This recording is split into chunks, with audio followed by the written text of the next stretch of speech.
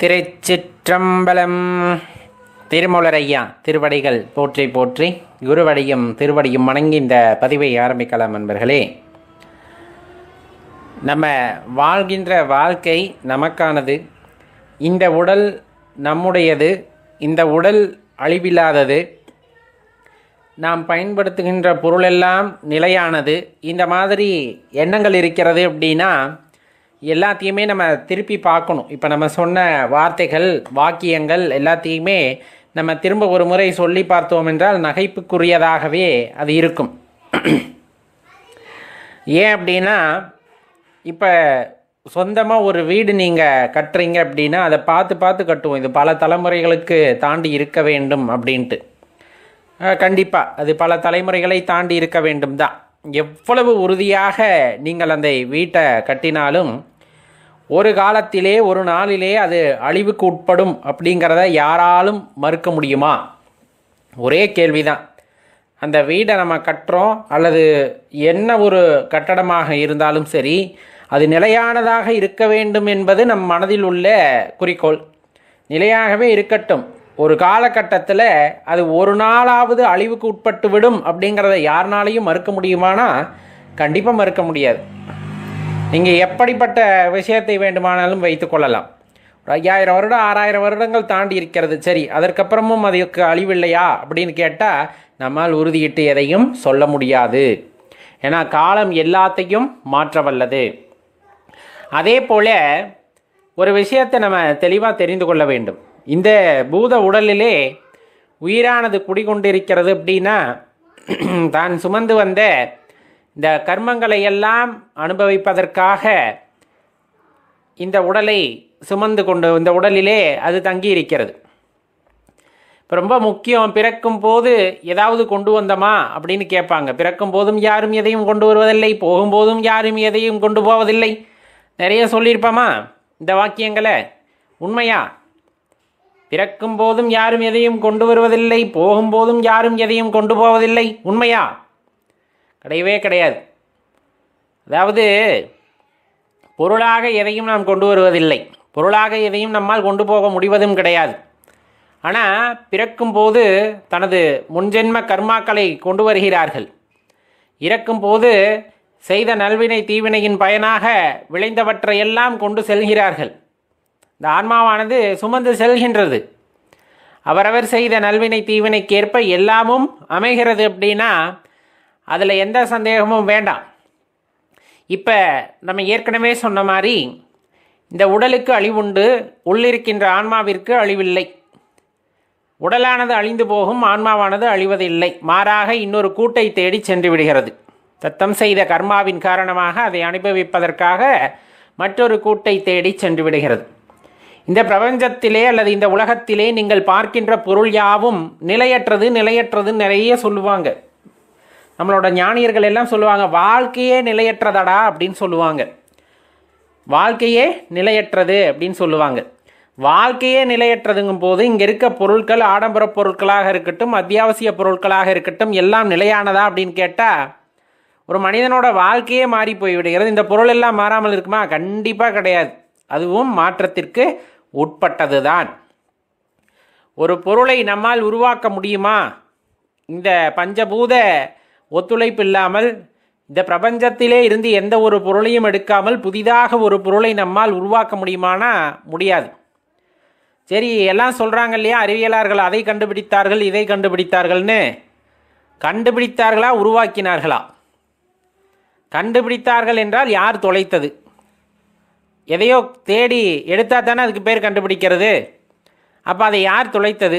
ஒரு சின்ன பிள்ளைத்தனமான கேள்விதான், இருந்தாலும் அதற்கு பதில் வேண்டுமல்லவா? சரி, இப்போ கண்டுபிடிப்பு அப்படிங்கிற வார்த்தையை விட்டுடலாம். ஒரு பொருளை உருவாக்கினார்கள். உருவாக்கினார்களா? எதை வைத்து உருவாக்கினார்கள்? யார் அந்த மூலப்பொருட்களை கொடுத்தது? யார்? இந்த பிரபஞ்சத்திலிருந்து அவர்கள் எதையும் எடுத்துக்கொள்ளவில்லையா? இந்த மாதிரி பல கேள்விகள் இருக்கிறது.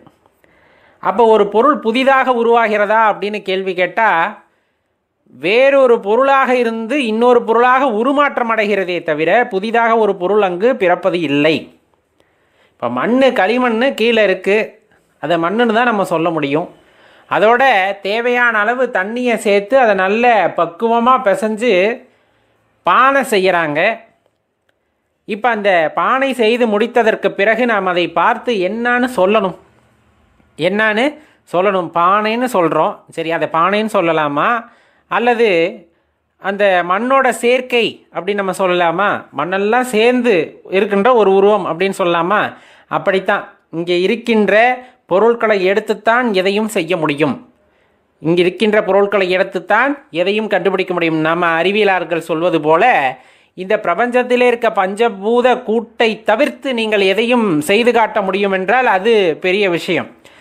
அதை நம்ம உண்மையாகவே ஒத்துக்கொள்ள வேண்டும். அறிவியல் அப்படிங்கிறது மிகப்பெரிய விஷயம் அப்படின்ட்டு.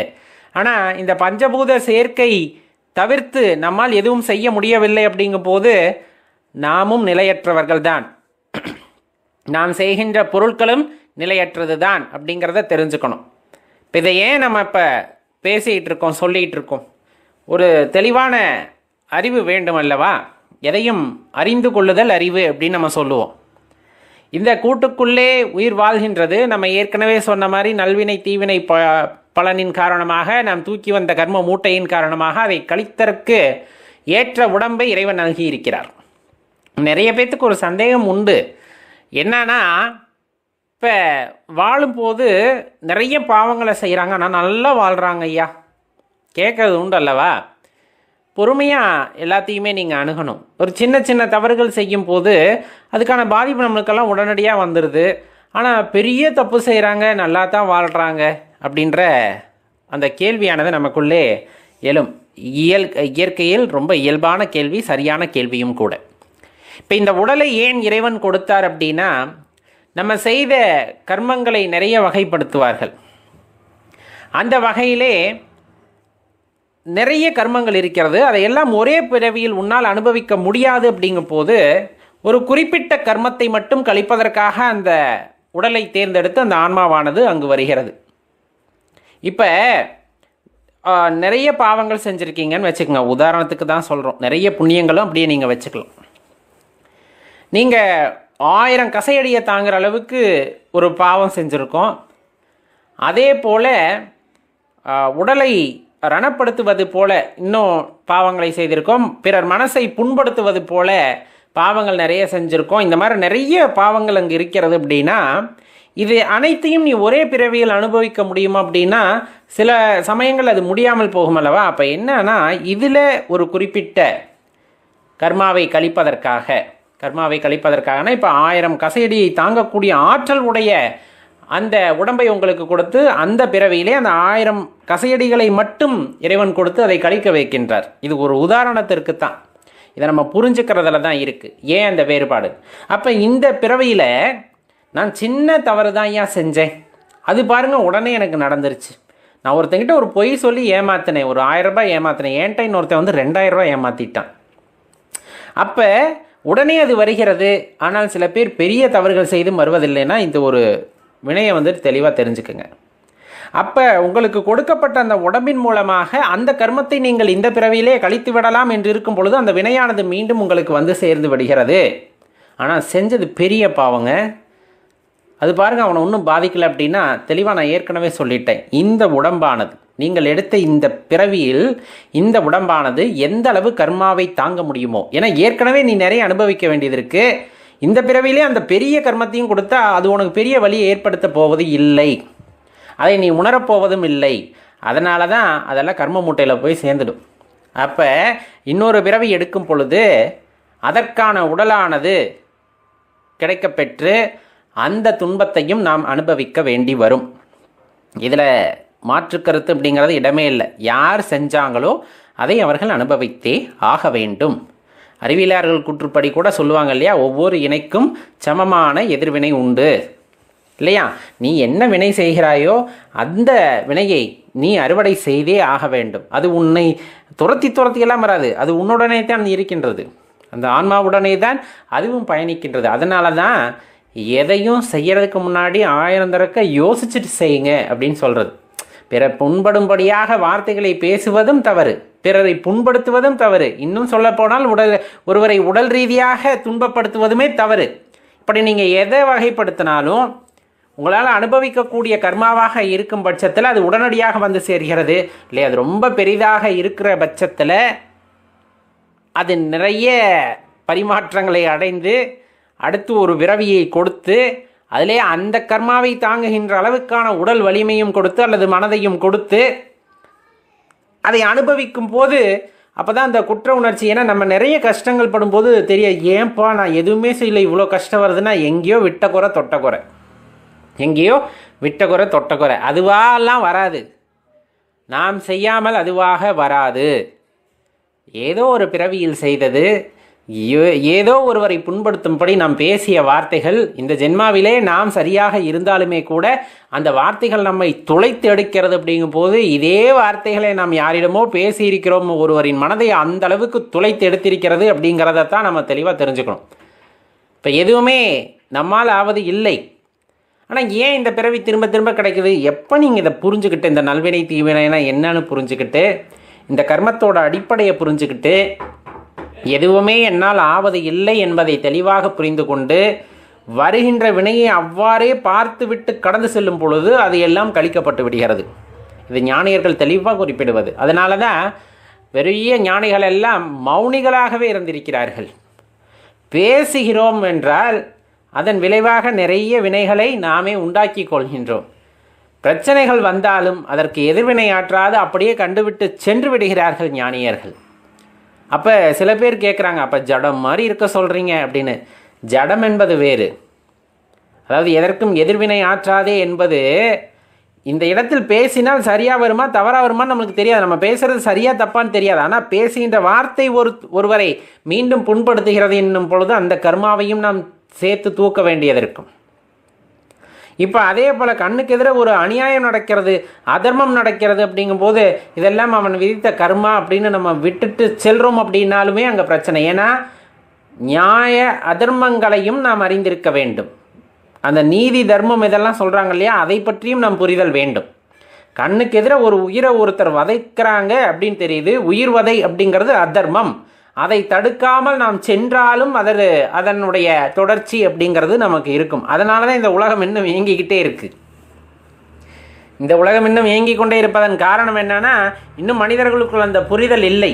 எது நியாயம், எது அந்நியாயம், எது தர்மம், எது அதர்மம் என்ற புரிதலை இன்னும் நமக்குள் வராததன் காரணமாக நாம் எந்த இடத்தில் செயலாற்ற வேண்டுமோ அந்த இடத்தில் செயலாற்றாமல், எந்த இடத்திலெல்லாம் நாம் தவிர்த்திருக்க வேண்டுமோ அந்த இடத்திலெல்லாம் செயலாற்றுவதன் காரணமாக நாமே அறியாமல் சில வினைகளை ஏற்படுத்தி கொண்டு அதன் விளைவாக அடுத்தடுத்த பிறவிகளுக்கு சென்று கொண்டே இருக்கின்றோம். அதுதான் இந்த இடத்துல ஒரு நிதர்சனமான உண்மை. அப்போ இதை எப்படி பகுத்தாய்ந்து பார்ப்பது?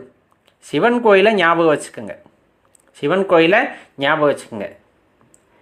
பதி பசு பாசம், பதி பசு பாசம் அப்படின்னு சொல்லக்கூடியது உங்களுக்கு நல்லா தெரிஞ்சிருக்கும். சிவாலயத்தில் கர்ப்ப கிரகத்தில் லிங்க திருமேனியானது இருக்கும், பதி. அதுக்கு அப்படியே நேர் எதிர்த்தாப்பில் சிவனோட வாகனமான நந்தி வீற்றிருப்பார். அதுதான் பசு அப்படின்னு சொல்லக்கூடிய ஆன்மா.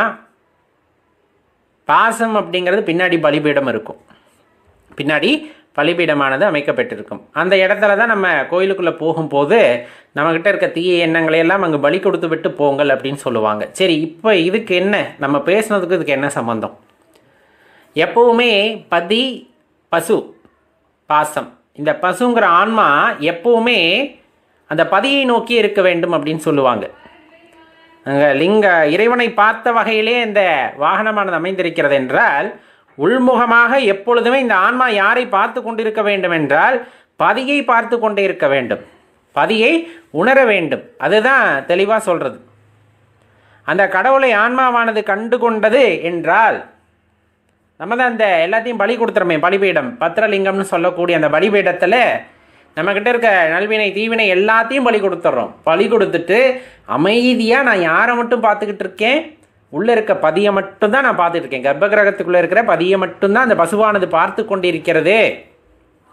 அதற்கு எந்த சிந்தனையுமே இல்லை. அப்படிங்கும் போது நம்ம இப்போ சொன்ன நீதி தர்மம் நியாயம் அநியாயம் எல்லாம் விளங்கும், எல்லாம் விளங்கும். அதன்படி இறைவன் என்ன சொல்கிறாரோ அதன்படி நம்ம செயலாற்றிக்கிட்டு போயிட்டே இருக்கலாம். இதெல்லாம் பெரிய புரிதல். இது ஒவ்வொரு காலகட்டங்களில் ஒவ்வொரு உயிரினங்களுக்கு இறைவன் உணர்த்துகிறார்.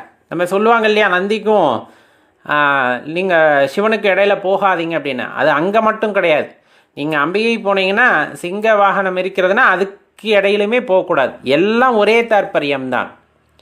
பதியை பசு பார்த்து கொண்டிருக்கின்றது, பார்க்க வேண்டும், அதுதான் உண்மை. எப்போவுமே உள்முகமாக இறைவனை கண்டு கொண்டே இருந்தால், நம் மனதிற்குள்ளே இருக்கின்ற அந்த இறைவனை நாம் கண் சிமிட்டாமல் பார்ப்பது போல் அவரையே உற்று நோக்கி கொண்டிருக்கின்றோம் என்றால், அந்த இடத்துல இறைவனின் காட்சியை பெற்று நாம் ஒரு உயரிய நிலையை அடைய முடியும். எப்பொழுது அந்த காட்சியானது கிடைக்கப் பெறுகிறதோ, ஏன்னா நீங்கள் பார்த்துக்கிட்டே இருக்கீங்க போது புரிதல் தெளிதல் எல்லாமே உண்டாகும். அப்படி வரும் பொழுது நீதி தர்மம் நியாயம் அநியாயம் எல்லாமே நம் பார்வைக்கு வரும்.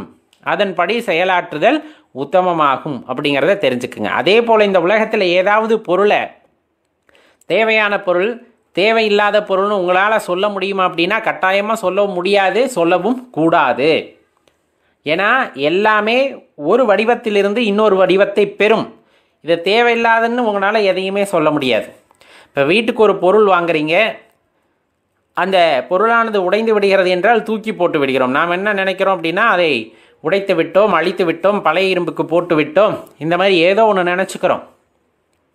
ஆனால் அதை அப்படியே விட்டுருவாங்களா அப்படின்னா அதை மறுசுழற்சி செய்கிறார்கள். நான் பழைய இரும்புக்கெல்லாம் போடல, மண்ணில் போட்டேன், அது திரும்பியும் மக்கி இரும்பு தாதுவாக மாறுகிறது. அதுவும் மறுசுழற்சி ஆகின்றது அப்படிங்கிறத தெரிஞ்சுக்கணும்.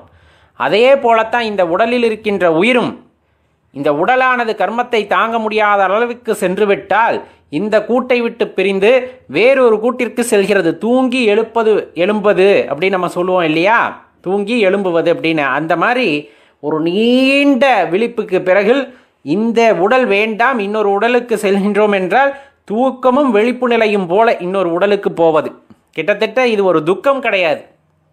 இந்த உடலை விட்டு நாம் வேறு உடலுக்கு செல்கின்றோம் என்றால் அது துக்கமான நிகழ்வு அப்படிங்கிறதே கிடையாது. அது இன்னும் சொல்ல போனால் அடுத்தடுத்து கர்மாவை கழிப்பதற்காக புது புது உடலை நாம் தேடி சென்று கொண்டே இருக்கின்றோம். இது இருக்கிறது நல்லதா அப்படின்னு கேட்டால் அதுவும் கிடையாது.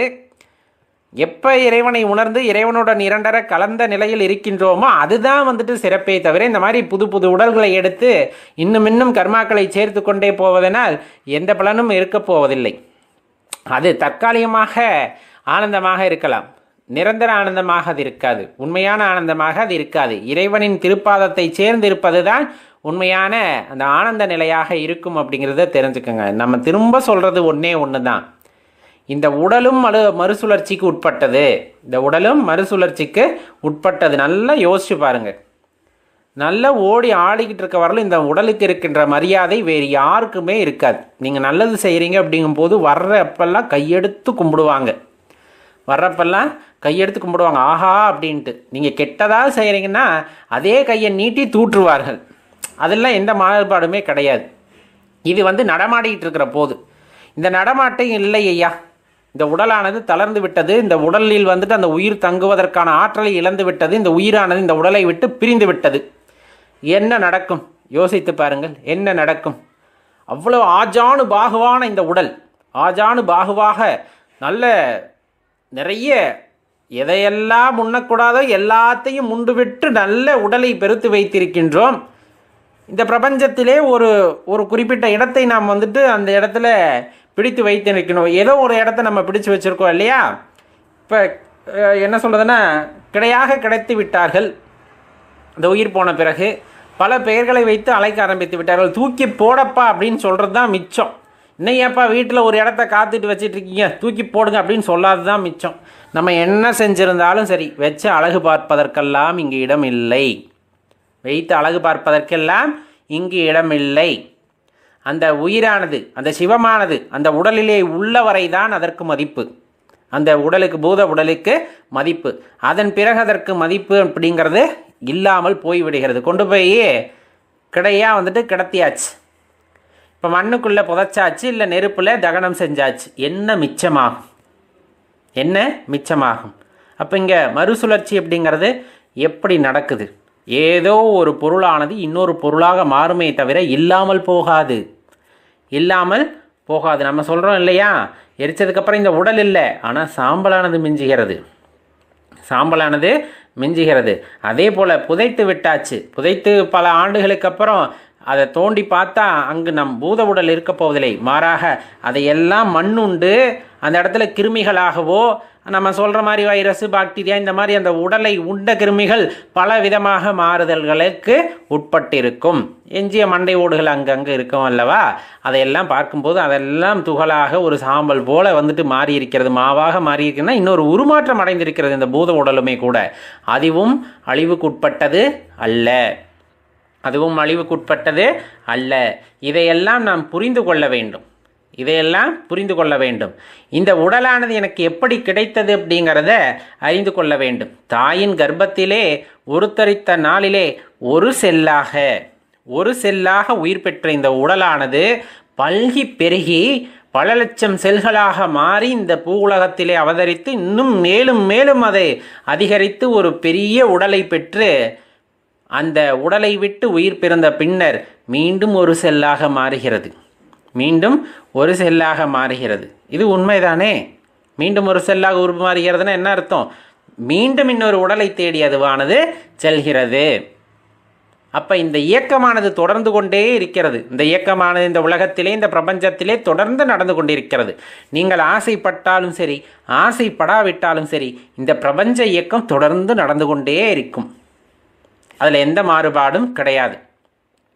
இந்த பிரபஞ்ச இயக்கத்திலே நாமெல்லாம் ஒரு பொருட்டா அப்படின்னா கிடையாது. ஆனால் நம்மளுடைய அன்பு அப்படிங்கிறது ஒரு பொருட்டு இறைவனுக்கு. நம்முடைய உண்மையான அன்பு அப்படிங்கிறது இறைவனுக்கு ஒரு பெரிய பொருட்டு, அதில் எந்த மாற்று கருத்தும் இல்லை.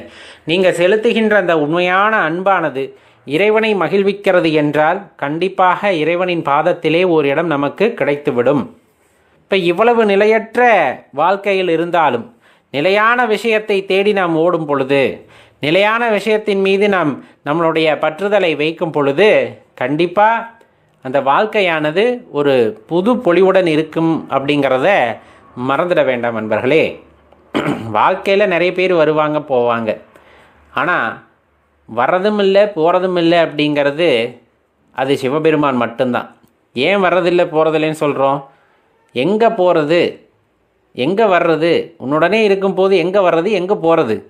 ஆனால் உன்னுடனே இருக்கக்கூடிய அந்த பேராற்றலை உணர்ந்து கொள்ள தான் முடியுமே தவிர வேறு எங்கும் தேடியெல்லாம் செல்ல முடியாது.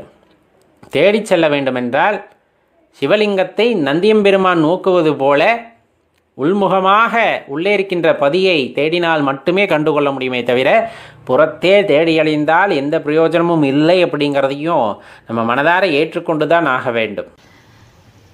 நம்ம நிறைய பேர்த்து கையை பிடித்து நடக்கும்போது மனதில் வந்துட்டு ஒரு அமைதி தென்படும். நமக்கு நெருக்கமானவங்க யாராச்சும் இருக்காங்க அப்படின்னா அவங்க கையை இறுக பிடித்து கொள்ளும் பொழுது எவ்வளவு துன்பம் வந்தாலும் அது ஒரு பெரிய பலத்தை உண்டாக்குவது போல இருக்கும். ஆனால் நாம் ஒருவருடைய கையை பிடித்திருந்தோமே ஆனால் நம் மனதானது தெளிவடைவது போல் ஒரு பிம்பம் வரும்போது அந்த பிடியிலிருந்து நம்மை விலக்கி கொண்டு தனியே வந்து விடுகின்றோம். அதன் பின்னர் ஏற்படக்கூடிய எல்லா வினைகளுக்கும் நாமே காரணமாக இருப்போம், நாம் தான் சந்திக்கவும் நேரிடும்.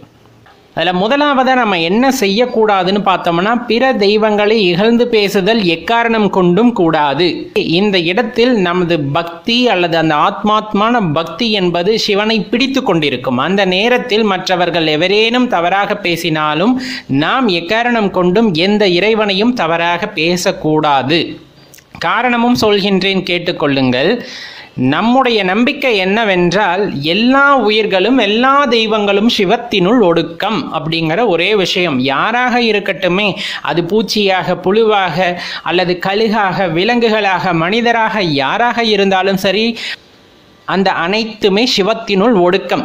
அப்போ நீங்கள் தெரியாமல் ஏதாச்சும் ஒரு தெய்வத்தை இகழ்ந்து பேசுவதற்கான வாய்ப்புகள் ஏற்பட்டு விட்டாலும் நாம் பேசக்கூடாது.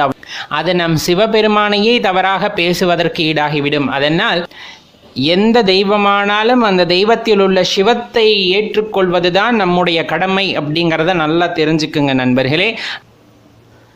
ஆனால் ஒரே ஒரு விஷயம், எப்போவுமே நமக்கு ஒரு பாதுகாப்பாக உணர வேண்டும் அப்படின்னு நினைத்தோம் அப்படின்னா, நம்ம ஒருவரோட கையை பிடித்து கொள்வதற்கு பதிலாக ஒருவரிடம் நாம் சரணடைந்து இருக்கும் பொழுது, இப்போ உதாரணத்துக்கு தந்தையை எடுத்துக்கொள்ளுங்கள். தந்தையோட கையை நீங்கள் பிடிச்சிக்கிட்டே இருக்கீங்க அப்படின்னா நீங்கள் டக்குன்னு விட்டுட்டு ஓடிடுவீங்க.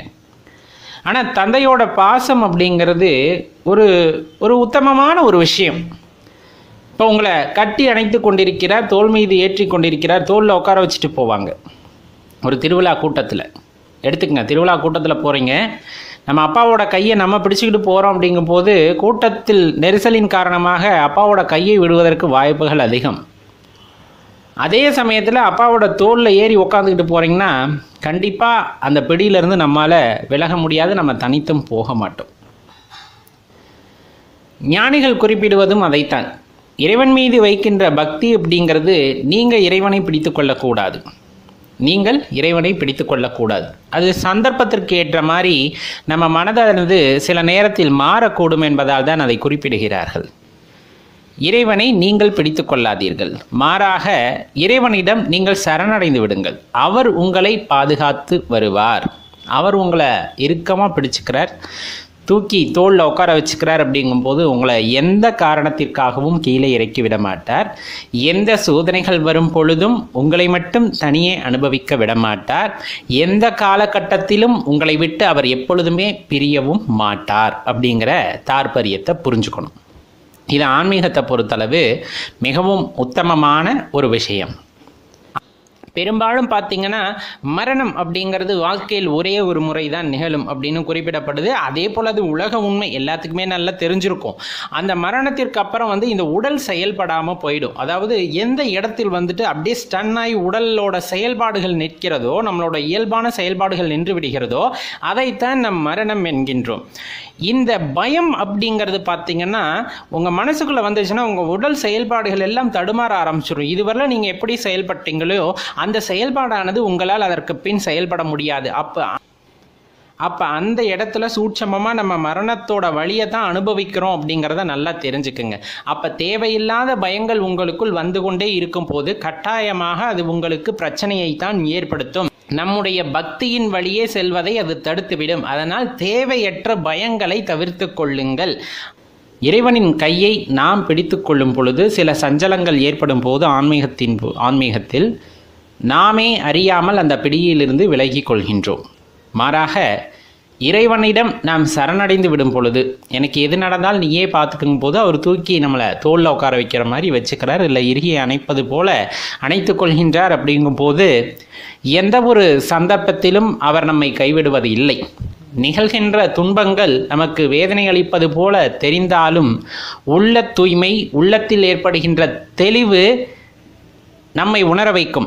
நாம் இறைவனின் பிடியில் இருக்கின்றோம், அதனால் நமக்கு எதுவும் நேராது, எது வந்தாலும் இறைவன் பார்த்து கொள்வார் என்கின்ற நம்பிக்கையானது நாம் உள்ளத்தில் ஊற்றெடுப்பது போல பெருகி வரும். அப்பொழுது எந்த நிகழ்வுகளாகட்டும், எந்த வினைகளாகட்டும் எல்லாமே நமக்கு இன்பத்தை தருவதாகத்தான் அமைகிறது.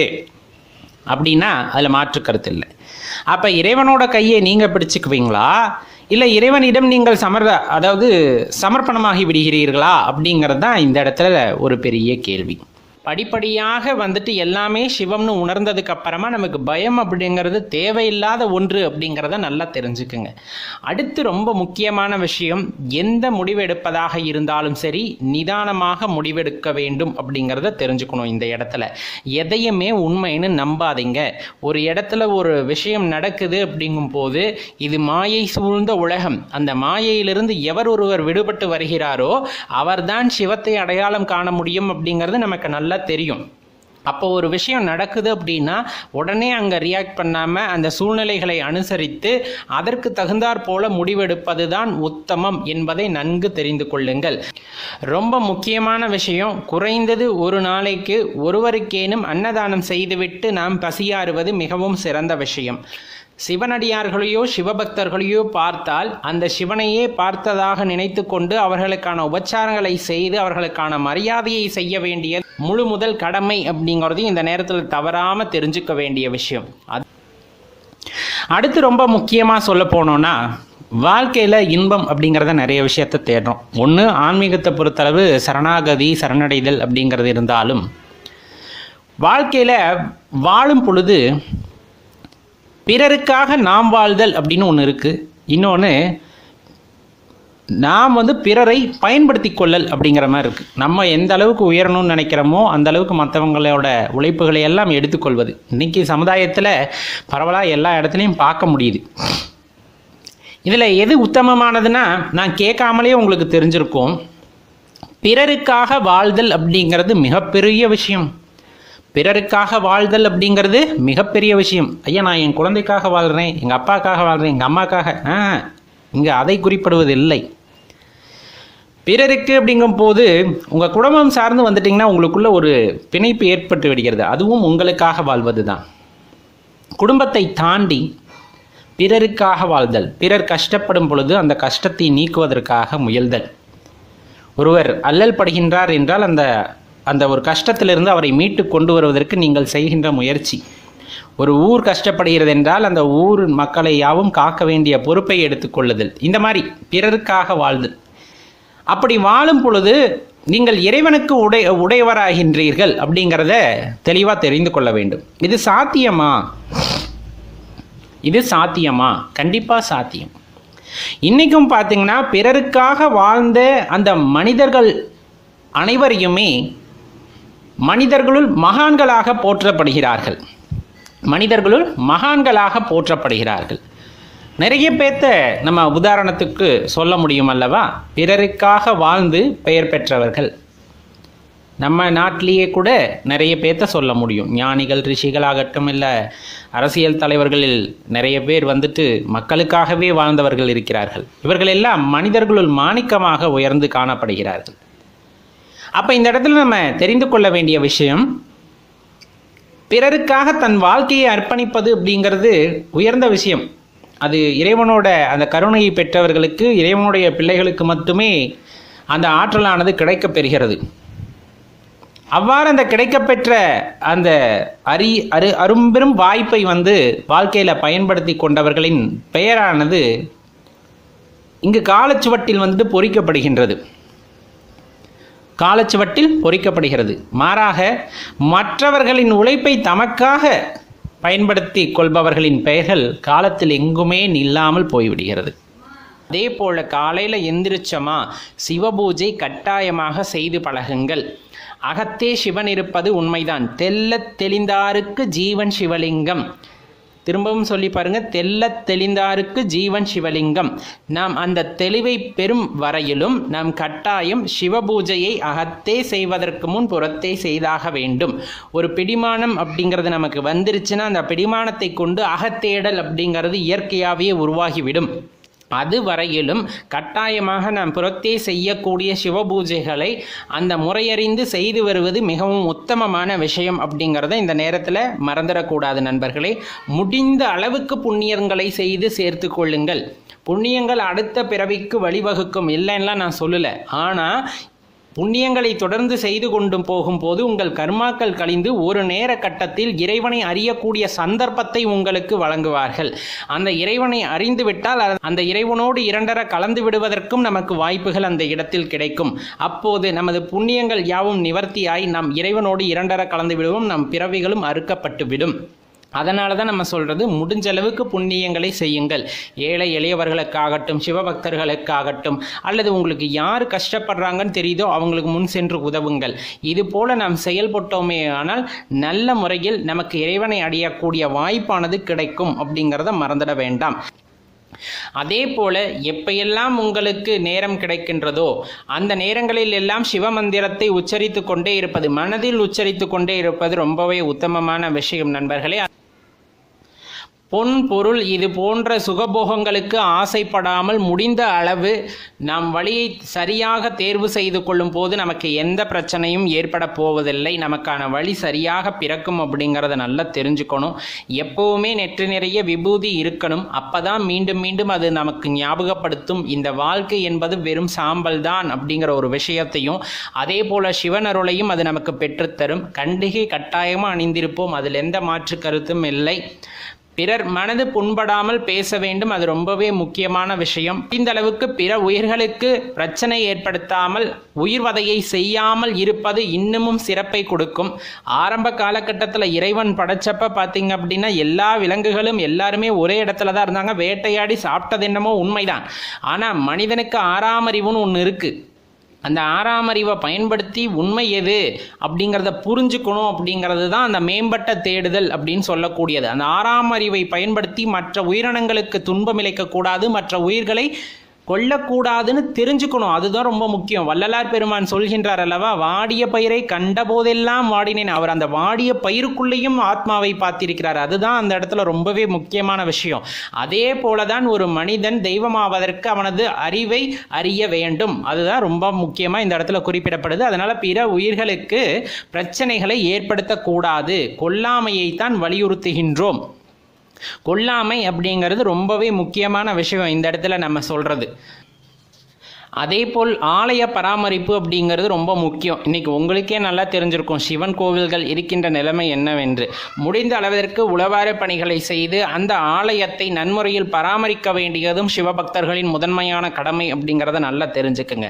ஆலயத்தை எந்த அளவுக்கு பராமரிக்கிறீங்களோ அதே போல் உங்கள் உடலை பராமரிப்பது ரொம்பவே முக்கியமான விஷயம். சுவர் இருந்தால் தான் சித்திரம் வரைய முடியும். நல்ல ஆரோக்கியமான உடல் இருக்கும் போதுதான் அதனுள் இருக்கின்ற ஆன்மாவை நாம் தரிசிக்க முடியும் அப்படிங்கிறத நல்லா தெரிஞ்சுக்குங்க. ரெண்டுமே முக்கியம். கோவில் பராமரிப்பு, உடல் பராமரிப்பு அப்படிங்கிறது ரெண்டுமே ரொம்ப முக்கியமான விஷயம். இது போல சில விஷயங்களை நம்ம முறையாக கடைபிடித்து வருவது நமக்கு பெருவாழ்வு அளிக்கும். பார்த்தோம் அப்படின்னா ஆன்மீகம் அப்படிங்கிறத பற்றி ஏற்கனவே உங்களுக்கு சொல்லியிருக்கோம். என்னன்னா எல்லாரும் சொன்னதான் நம்மளும் சொன்னோம், உள்ளார்ந்த தேடுதல் அப்படின்னு. இனிமேல் கொஞ்சம் அப்படியே நீங்கள் என்ன பண்ணணும் அப்படிங்கிற விஷயத்தையும் நம்ம சேர்ந்து பார்க்க போகிறோம் நண்பர்களே. ஒருத்தரோட ஆன்மீக தேடலுக்கு அடிப்படை தேவை 3 விஷயம். இந்த 3 விஷயம் இல்லை அப்படின்னா அவங்க முழுமை பெற முடியாது அப்படிங்கிறத இந்த பதிவில் நம்ம பார்க்க போகிறோம். அப்படி என்ன 3 விஷயம் அப்படின்னு பார்த்தோம் அப்படின்னா, குருவை கண்டறிந்திருக்க வேண்டும் ஒன்று.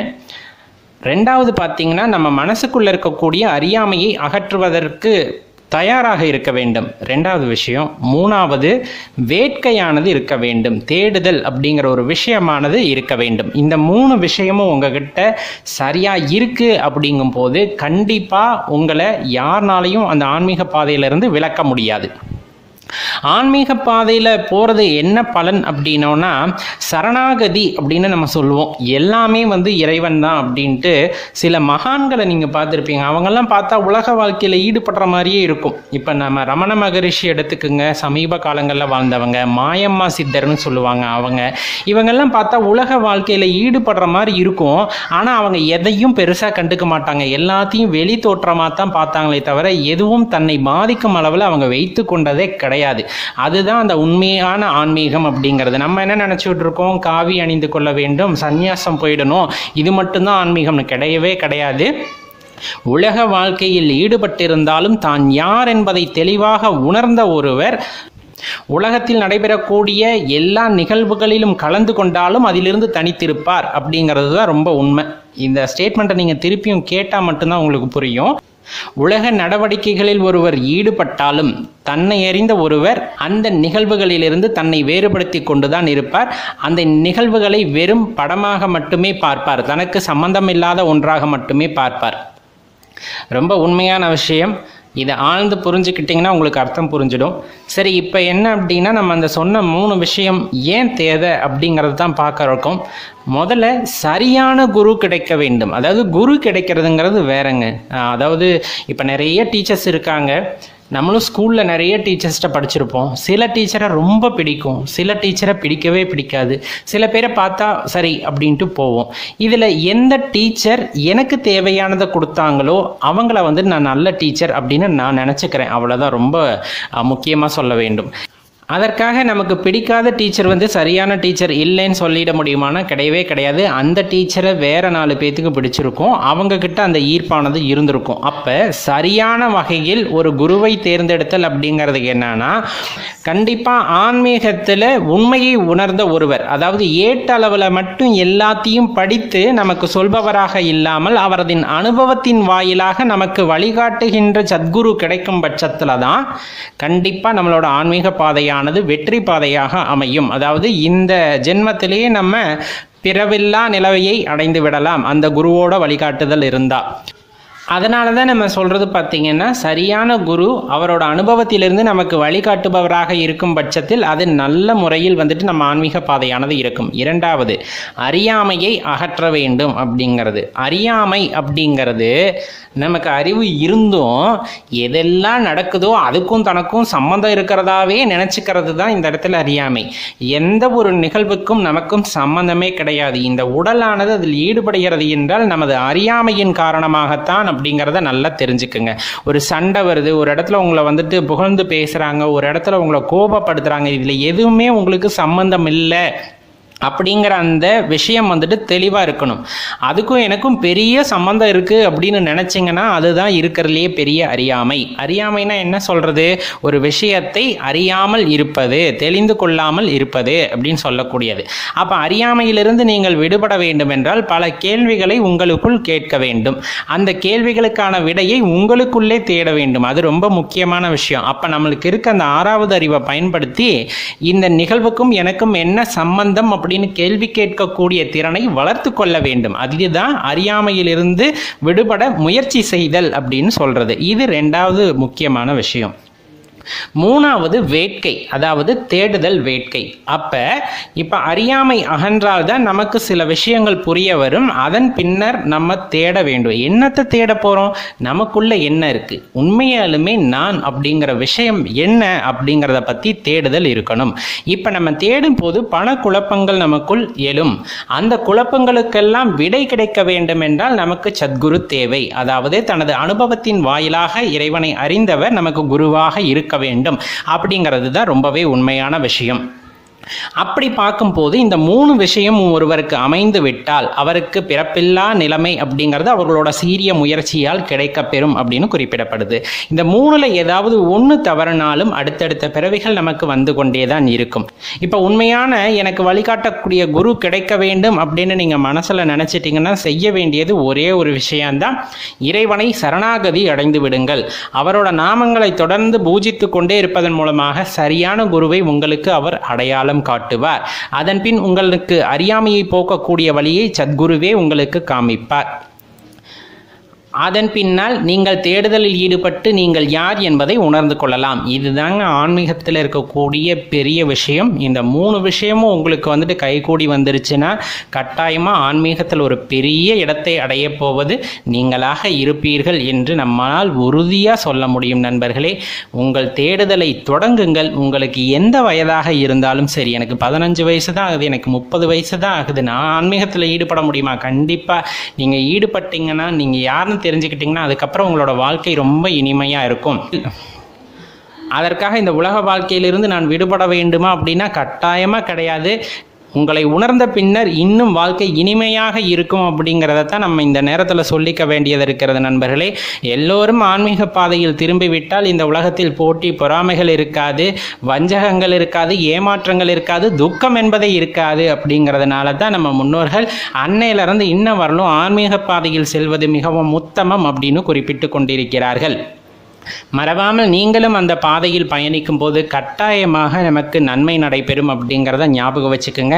மீண்டும் ஒரு முறை நான் கூறிக்கொள்கின்றேன், உண்மையாக ஆன்மீக வேட்கையில் இருக்கும் நண்பர்களுக்கு இந்த பதிவை பகிருங்கள். அவர்களும் பயன்பெறட்டும். நண்பர்களே, நன்றி, வணக்கம். நம்ம சேனலோட முந்தைய பதிவுகளை பார்க்குறதுக்கு கீழே வீடியோ டிஸ்கிரிப்ஷனில் அதற்கான லிங்க் கொடுத்துருக்கோம், போய் பார்த்து மகிழுங்கள். இதைத்தான் நம்ம தெளிவாக தெரிந்து கொள்ள வேண்டியது இருக்கிறது. அப்போ ஆன்மீக வாழ்க்கையாகட்டும் அல்லது சாதாரணமாக நம் வாழ்கின்ற வாழ்க்கையாகட்டும், பிறர்படும் அல்லலை பார்த்து பொறுத்து கொண்டிராமல் அதை அகற்றுவதற்காக, அதை நீக்குவதற்காக நாம் செய்கின்ற முயற்சிகள் இறைவனின் குழந்தைகளாக நம்மை அடையாளப்படுத்தும் அப்படிங்கிறத தெளிவாக தெரிந்து கொள்ள வேண்டும். எது முக்கியம் வாழ்க்கையில் அப்படின்னு பல பேர் பல விதமாக கேள்விகளை எழுப்பினாலும் வாழ்க்கையில் உண்மையாக தேவைப்படுவது அப்படிங்கிறது நமக்கு நாம் உண்மையாக இருத்தல் அப்படிங்கிறது. நாம் உள்ளிருந்து எழக்கூடிய அந்த குரலை வந்துட்டு தெளிவாக கேட்டு அதன்படி நடத்தல் அப்படிங்கிறது மிகவும் உத்தமமான விஷயம். மகான்களுக்கே கிடைக்கப்பெறக்கூடிய அரும்பெரும் வாய்ப்பு அது. தன் குரலை தான் கேட்பது அப்படிங்கிறது. அப்படி அதை கேட்கும் பழக்கம் உடையவராயின் எது நன்மை எது தீமை அப்படிங்கிற அந்த வேறுபாட்டை அறிந்து செயல்பட முடியும். இறைவனின் கருணையை முழு மனதுடன் நம்மால் அறிய முடியும் அப்படிங்கிறத தெரிந்து கொள்ளுங்கள். ஓம் நம சிவாய.